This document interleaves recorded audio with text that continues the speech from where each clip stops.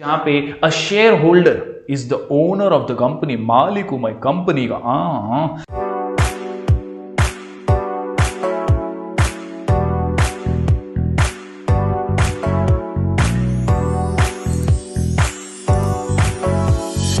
Hello everyone, मैं हूं जयेश राजगौर और स्वागत है आप सभी का इस नए इंटरेस्टिंग यूट्यूब वीडियो में।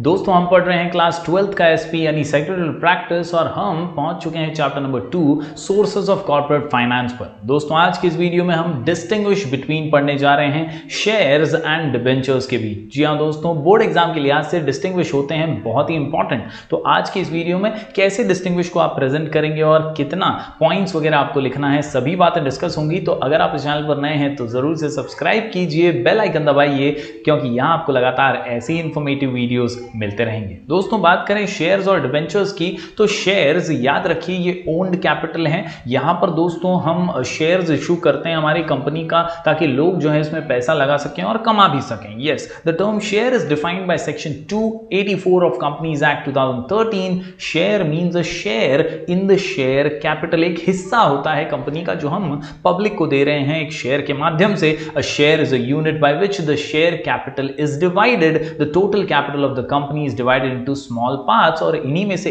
एक पार्ट, एक हिस्सा जो है वो शेयर के रूप में दिया जाता है। तो उम्मीद करता हूं दोस्तों शेयर का डेफिनेशन आपको पता ही है। दोस्तों, आज हम पूरी तरह से डिस्टिंग्विश पे फोकस करने वाले हैं। शेयर्स के ऊपर ऑलरेडी डिटेल वीडियो हम बना चुके हैं, तो जरूर वो वीडियो भी देखिएगा ताकि आप शेयर्स का पूरा डिटेल रिविजन भी कर पाए। दोस्तों, अगर बात करें हम आगे डिबेंचर्स की, तो डिबेंचर्स क्या है? तो ये कर्जा है, ये लोन है, ये डेट है। तो दोस्तों, it is nothing but a source of raising borrowed capital. मैंने शुरुआत में भी कई बार कहा है, एक होता है अपना पैसा और एक होता है पराया पैसा। तो ये बॉस पराया पैसा है। जी हां दोस्तों, यहां पर हम कर्जा ले रहे हैं और कर्जा बाद में चुकाएंगे विद इंटरेस्ट। जी हां, ब्याज समेत हम उसे लौटा देंगे। Over the years debentures have occupied a significant position in financial structure of the companies. तो कहीं ना कहीं कंपनीज जो है अनमन पैसा इकट्ठा करने के लिए, अपने एक्सपांशन वगैरह के लिए डिबेंचर्स को इशू करती हैं और इसी प्रकार बोरोड कैपिटल का ये एक इंपॉर्टेंट सोर्स बन जाता है। दोस्तों, ये था क्विक रिकैप, एक छोटा सा रिकैप कि हम पढ़ रहे हैं शेयर्स और डिबेंचर्स के बारे में, तो भैया इनके मीनिंग्स तो हमें पता होने चाहिए।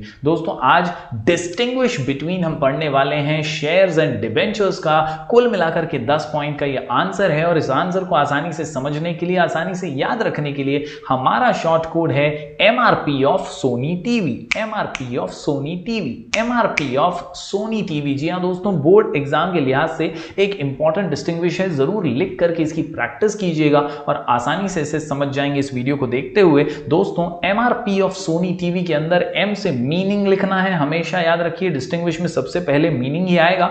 इसके अलावा R से रिटर्न ऑन इन्वेस्टमेंट, यानी शेयर्स को क्या रिटर्न मिलेगा, डिबेंचर्स को क्या रिटर्न मिलेगा अपने इन्वेस्टमेंट पर। इसके अलावा पोजीशन ऑन लिक्विडेशन, S से स्टेटस, S से सिक्योरिटी, S से सुटेबिलिटी, यानी यहां पर S से 3 पॉइंट्स है दोस्तों। इसके अलावा N से नेचर, T से 2 पॉइंट्स टाइम ऑफ इशू और टाइप्स, और आखिर में V फॉर वोटिंग राइट्स। तो उम्मीद करता हूं दोस्तों ये 10 पॉइंट्स आप नोट डाउन करेंगे। चलिए बारीकी से अब हर पॉइंट पर नजर डाल लेते हैं। जी हां दोस्तों, हम पढ़ रहे हैं distinguish between shares and debentures और आंसर का नाम है MRP of Sony TV. MRP of Sony TV, MRP of Sony TV.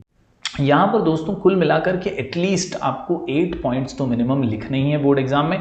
Her examiner, her board का मॉडरेटर ये एडवाइस करता है कि एटलीस्ट 8 पॉइंट्स लिखिए ताकि आपको ज्यादा मार्क्स मिलने का चांस बढ़ जाए। तो चलिए शुरू करते हैं आज का ये distinguish MRP of Sony TV में M से मीनिंग। तो मीनिंग ऑफ शेयर्स और डिबेंचर, सबसे पहले a share is a part of share capital of a company. It is known as ownership securities. जी हाँ, यहां पर शेयर वाला जो है, जो शेयर होल्डर जो है, ये मालिक बन जाता है। लेकिन इसके विपरीत अगर डिबेंचर्स की बात करें तो debenture is a certificate of loan taken by company. They are also known as creditorship securities. यानी ये जो डिबेंचर होल्डर है ना, ये मालिक नहीं है, ये क्रेडिटर है। इसने उधार दिया है और कंपनी आज नहीं तो कल वो उधार चुका देगी। ये हुई बात दोस्तों MRP के अंदर M से मीनिंग की। बढ़ते हैं दोस्तों आगे। MRP के अंदर R से रिटर्न ऑन इन्वेस्टमेंट। क्या मिलेगा भैया? पैसा तो दोनों ही लगा रहे हैं, एक मालिक बनकर लगा रहा है और एक कर्जा दे रहा है, तो दोनों को रिटर्न क्या मिलेगा? रिटर्न ऑन इन्वेस्टमेंट की जब बात आती है तो याद रखिए, return on share is called as dividend.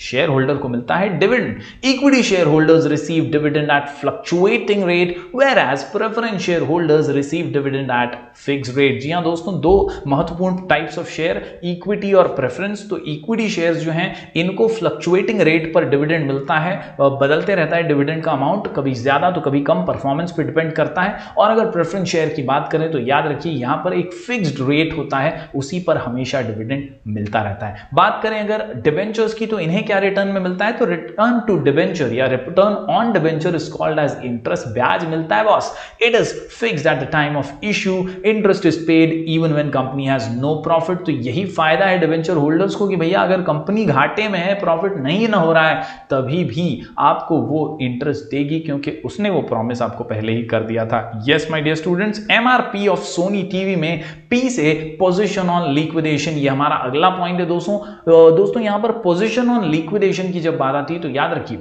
On liquidation of company, यानी कंपनी जब ठन गोपाल हो रही है, लिक्विडिफाई हो रही है, तब share holders rank last in the list of Clement, यानी इनका नंबर जो है पीछे आने वाला है। इसके अलावा डिबेंचर्स की बात करें तो ये लाइन में पहले खड़े होंगे। Debentures are being the creditors of the company rank prior to share holders for repayment on liquidation of company, यानी इनका नंबर जो है पहले आएगा जब कंपनी बंद हो रही है, कंपनी लिक्विडिफाई हो रही है, कहीं ना कहीं असेट्स वगैरह बेच करके पैसे बांट रही है, अब खत्म हो रहा है काम धाम, तब डिबेंचर्स का नंबर इस लाइन में सबसे पहले आएगा क्योंकि उन्होंने पैसा दिया था, कर्जा दिया था, तो अब वो कर्जा जो है वो लौटाना होगा। इसके अलावा दोस्तों आगे अगर बात करें स्टेटस की तो अगला पॉइंट है एमआरपी ऑफ सोनी टीवी में एस से status, therefore share capital is owned capital. और दूसरी तरफ अगर बात करें डिबेंचर्स का तो मैंने शुरुआत में ही कहा ये कर्जा दे रहा है तो ये क्रेडिटर है क्योंकि आज नहीं तो कल वो कर्जा हम चुका देंगे। A holder of debenture is creditor of the company, debenture capital is loan capital और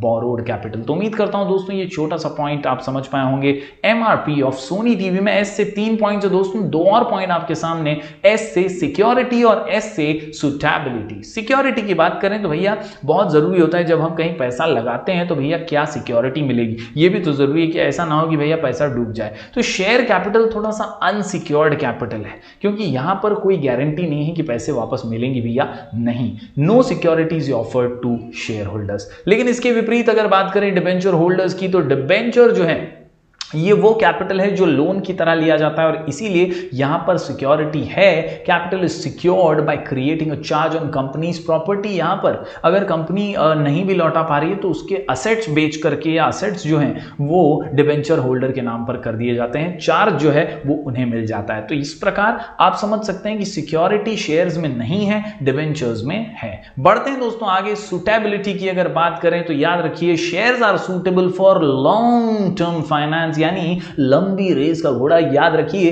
शेयर्स जो हैं दोस्तों ये लॉन्ग टर्म फाइनेंस के लिए बहुत उपयोगी हैं। और अगर डिबेंचर्स की बात करें तो they are suitable for medium term finance, यानी यहां पर छोटे मोटे या ज्यादा एक्सपांशन वगैरह करना है तभी आपको डिबेंचर्स की जरूरत या बोरोड कैपिटल की जरूरत पड़ती है। तो हम पढ़ रहे हैं दोस्तों, फिर एक बार दोहरा दूं, distinguish between shares and debentures, और आंसर का नाम एमआरपी ऑफ सोनी टीवी, जहां एस से हमने अभी भी 3 पॉइंट्स देख लिए हैं। बढ़ते हैं आगे। अगला पॉइंट है एन से nature.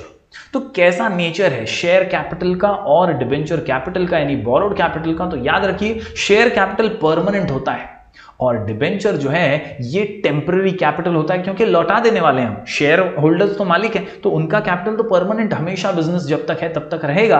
It is permanent capital, it is not repaid during the life time of the company. Whereas debenture की बात करें तो it is temporary capital, generally it is repaid after a specific period, एक particular period के बाद वो जरूर लौटा दिया जाएगा। बढ़ते हैं दोस्तों अगले पॉइंट की ओर। तो टी से 2 पॉइंट्स हैं। पहला पॉइंट है टाइम ऑफ इशू। जी हां दोस्तों, टीवी के अंदर टी से टाइम ऑफ इशू, तो shares are issued in the initial stages, शुरुआती दौर में जब कंपनी को फाइनेंस की कैपिटल की जरूरत होती है, कंपनी खड़ी हो रही है, नई है, तब इशू किए जाते हैं shares are issued in the initial stages of the company formation. और दूसरी तरफ डिबेंचर्स, यहां पर कंपनी ऑलरेडी जो है ये एक बड़ी कंपनी बन चुकी होती है, उसे एक्सपांशन करना है, एक्सपांशन करने के लिए पैसा और चाहिए, तब डिबेंचर्स इशू किए जाते हैं। Debentures are issued at the later stage when the company has has properties to offer as security. तो उम्मीद करता हूं ये पॉइंट भी आप समझ गए होंगे, लिख करके जरूर प्रैक्टिस कीजिएगा। अगले पॉइंट पर बढ़ते हैं, पॉइंट नंबर 9 है टी से टाइप्स। तो दोस्तों हमने ऑलरेडी डेडिकेटेड वीडियो बना दिया है टाइप्स ऑफ डिबेंचर्स और टाइप्स ऑफ शेयर्स के ऊपर, आई बटन में आपको मिल जाएगा, जरूर उन पे क्लिक कीजिएगा और वो वीडियोस देख करके रिवीजन जरूर कीजिएगा। बात करें यहां पर डिस्टिंग्विश में आप कैसे प्रेजेंट करेंगे, तो दो टाइप्स हैं बहुत ही सिंपल से। शेयर्स के अंदर इक्विटी शेयर यानी प्रेफरेंस शेयर्स, इक्विटी शेयर्स और प्रेफरेंस शेयर्स। बात करें यहां डिबेंचर्स के अंदर तो यहां पे बहुत सारे टाइप्स आपको नजर आएंगे, रजिस्टर्ड और बेयरर डिबेंचर्स, सिक्योर्ड और अनसिक्योर्ड डिबेंचर्स, रिडीमेबल और इररिडीमेबल डिबेंचर्स, कन्वर्टेबल और नॉन कन्वर्टेबल डिबेंचर्स। दोस्तों इनके ऊपर डेडिकेटेड वीडियो हम ऑलरेडी बना चुके हैं, जरूर डिस्क्रिप्शन में या आई बटन पे क्लिक करके जरूर उन्हें देखकर रिवीजन कर लीजिएगा। दोस्तों यहां पर हम पहुंच जाते हैं अब हमारे आखिरी पॉइंट पर। यह पॉइंट है वी से वोटिंग राइट्स का। तो याद रखिए दोस्तों कि भैया शेयर होल्डर्स जो हैं वो मालिक हैं, तो उनको वोटिंग का अधिकार है क्योंकि they are the owners of the company. लेकिन डिबेंचर होल्डर्स की बात करें तो ये क्रेडिटर्स हैं, सिर्फ कर्जा देने वाले हैं, तो वो पार्टिसिपेट नहीं कर सकते किसी भी मीटिंग में और मैनेजमेंट के अंदर, और इसीलिए उन्हें वोटिंग राइट नहीं दिया जाता। Yes my dear students, share holders being owners enjoy normal voting rights in general meeting, they participate in management of the company, whereas debenture holders being creditors do not have any voting right, they cannot participate in the management of the company। तो उम्मीद करता हूं दोस्तों 10 point का ये answer आसानी से आपको समझ में आ गया होगा। Distinguish between shares and debentures, answer का नाम MRP of Sony TV, MRP of Sony TV. M से मीनिंग, आर से रिटर्न ऑन इन्वेस्टमेंट, पी से पोजीशन ऑन लिक्विडेशन, एस से status security suitability, status security suitability, status security suitability. इसके अलावा N से nature, T से 2 points time of issue और types, और आखिर में वी फॉर वोटिंग राइट्स। तो इन 10 पॉइंट्स को लिखिए, लिख करके प्रैक्टिस कीजिए, बोर्ड एग्जाम में एटलीस्ट कोशिश कीजिए कि 8 पॉइंट्स आप लिख पाएं अच्छे से। तो उम्मीद करता हूं दोस्तों ये वीडियो पसंद आया होगा, जरूर इसे लाइक कीजिएगा और ज्यादा से ज्यादा स्टूडेंट्स तक पहुंचाइएगा। हम ऐसे ही वीडियोस लगातार लेकर आते रहेंगे, मिलेंगे फिर एक बार कुछ और नए वीडियोस के साथ। तब तक के लिए do like, share and subscribe.